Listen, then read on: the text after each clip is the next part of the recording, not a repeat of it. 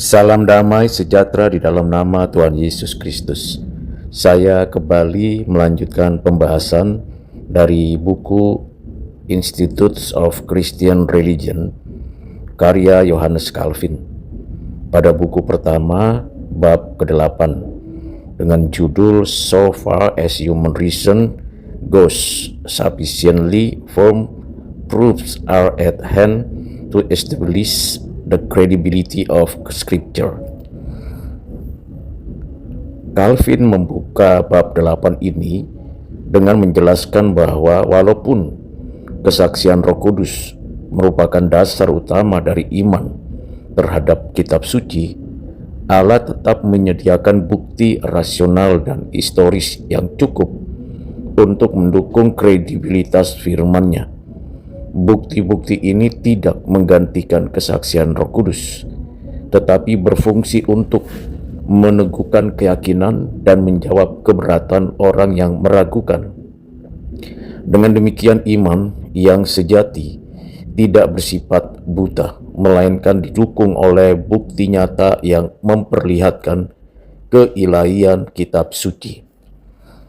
Calvin menunjukkan bahwa keagungan dan kekuatan gaya bahasa kitab suci menjadi bukti pertama tentang asal ilahinya. Tidak ada tulisan manusia yang mampu menandingi keindahan, ketegasan, dan kesatuan maknanya. Meskipun ditulis oleh banyak penulis dalam rentang waktu berabad-abad, kitab suci menampilkan kesatuan tema, tujuan, dan suara, sesuatu yang tidak mungkin terjadi tanpa pengharaan ilahi. Bagi Calvin, harmoni internal ini adalah cerminan dari kebijaksanaan Allah sendiri yang menuntun para penulisnya. Bukti berikutnya adalah kesucian dan kemurnian moral ajaran kitab suci. Tidak ada buku lain yang begitu menuntut kesucian hidup, keadilan, dan kasih terhadap sesama. Kitab suci bukan hanya mengajarkan etika, tetapi menyingkapkan kehendak Allah yang menembus hati nurani manusia. Ia menegur dosa, menghibur hati yang hancur, dan mengarahkan hidup manusia kepada kebenaran yang sejati. Menurut Calvin, isi moral dan spiritual yang luhur ini menjadi tanda bahwa sumbernya bukan manusia, tetapi Allah yang kudus. Calvin menambahkan bahwa karakter para penulis kitab suci sendiri merupakan bukti keilahiannya. Para nabi, para rasul, dan hamba Allah yang menulis firman Tuhan tidak mencari kehormatan atau keuntungan pribadi. Mereka rela menderita dihina, bahkan mati demi menyampaikan kebenaran yang telah mereka terima. Ketulusan dan keberanian mereka menjadi kesaksian historis bahwa mereka digerakkan oleh kuasa ilahi, bukan ambisi manusiawi. Selain itu, Calvin menekankan ketetapan nubuat-nubuat dalam kitab suci sebagai bukti lain dari hasil ilahinya. Nubuat tentang bangsa-bangsa, kerajaan, dan terutama tentang Mesias, semuanya tergenapi secara tepat dalam sejarah. Tidak ada prediksi manusia yang bisa mencapai tingkat kepastian dan konsistensi seperti yang terdapat dalam Alkitab. Penggenapan ini bagi Calvin merupakan cap Allah yang menegaskan keandalan firman-Nya sepanjang zaman.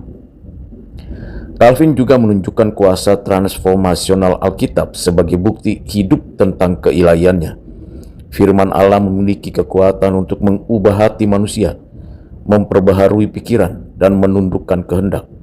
Tak ada filsafat atau sistem moral manusia yang mampu menghasilkan kelahiran baru seperti yang dilakukan oleh Injil. Kuasa ini menjadi saksi batinia yang menegaskan bahwa Alkitab bukan sekedar kata manusia, tetapi firman Allah yang hidup dan bekerja. Calvin menegaskan bahwa semua bukti ini, keindahan, kesucian, kesatuan, nubuat, dan kuasa moral, seharusnya cukup untuk membuat orang yang jujur mengakui keilahian Alkitab. Namun, karena hati manusia keras dan buta oleh dosa, bukti-bukti tersebut sering diabaikan atau diselewengkan. Oleh sebab itu, meskipun bukti-bukti eksternal memiliki nilai apologetis, mereka hanya afektif dan efektif bila disertai kesaksian Roh Kudus yang membuka mata rohani untuk melihat kemuliaan kebenaran firman. Akhirnya Calvin menyimpulkan bahwa iman terhadap Alkitab bersifat rasional, namun berakar dalam karya ilahi. Allah tidak memerintahkan iman yang buta, tetapi iman yang didukung oleh bukti nyata tentang kebenaran dan kekuatan firman-Nya. Namun bukti itu bukan dasar utama iman, melainkan penguat bagi mereka yang telah diterangi oleh Roh. Dengan demikian Allah menyatakan kebenarannya secara objektif, melalui bukti, dan secara subjektif, melalui kesaksian Roh Kudus di hati manusia. Secara teologis, Calvin menegaskan keseimbangan antara objektivitas wahyu dan subjektivitas iman. Alkitab mengandung bukti internal dan eksternal yang kuat tentang keilahiannya, tetapi hanya Roh Kudus yang dapat membuat manusia benar-benar yakin. Pada bab yang ke-8 ini, dari buku pertama Institutes of Christian Religion, menolak dua ekstrim, yaitu rasionalisme yang menuntut bukti empiris tanpa iman, dan mistisisme yang menolak bukti rasional.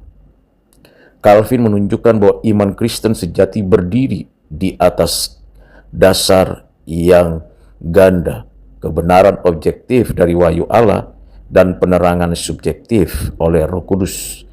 Dengan demikian, epistemologi iman reform bersifat integratif.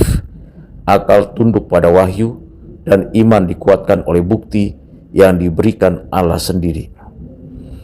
Pemikiran Calvin ini sangat relevan di tengah budaya modern dan postmodern yang menuntut bukti empiris atas kebenaran iman dan menuntut pengalaman personal subjektif. Orang Kristen masa kini perlu meneladani pendekatan Calvin yang menegaskan bahwa iman Kristen bukan irasional, tetapi melampaui rasionalitas atau suprarasional. Dalam pendidikan, khususnya pendidikan agama Kristen, teologi, dan apologetika, pendekatan ini menolong orang percaya untuk menggabungkan pembelaan rasional dengan kesadaran spiritual, bahwa hanya Roh Kudus yang dapat menundukkan hati manusia kepada kebenaran. Implementasinya meliputi pembelajaran iman yang seimbang antara studi akademik Alkitab dan kehidupan doa yang mendalam. Dalam konteks di Indonesia, pendekatan ini menguatkan iman di tengah pluralisme agama, menegaskan bahwa kepercayaan kepada Alkitab bukan hasil tradisi buta, tetapi tanggapan terhadap kebenaran ilahi yang dapat diuji, dialami, dan dihidupi.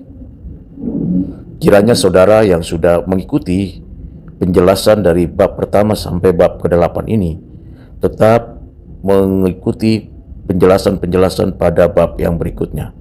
Dan kiranya Tuhan menolong saudara untuk semakin belajar berbagai pemikiran yang mendalam, mendasar dari bapak-bapak gereja di masa lalu dan bermanfaat bagi kita di masa kini.